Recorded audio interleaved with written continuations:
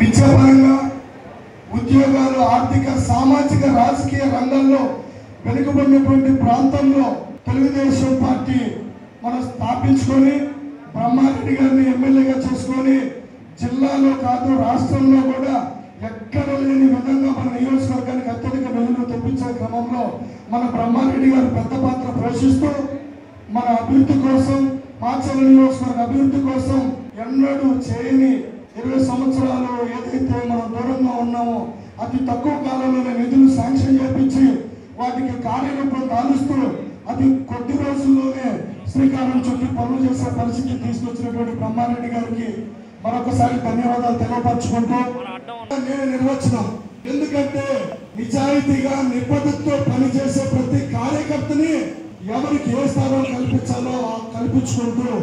ఈరోజు పార్టీకి పనిచేసి కష్టపడ్డందుకు నేను ఎస్సీ కమిషన్ లో మెంబర్ గా ఇచ్చినందుకు బ్రహ్మారెడ్డి గారికి హృదయపూర్వక ధన్యవాదాలు తెలియపరచుకుంటున్నానన్నా. ఎగ్జాంపుల్ నేనే అనుకోండి, ఇదే ఉత్సాహం,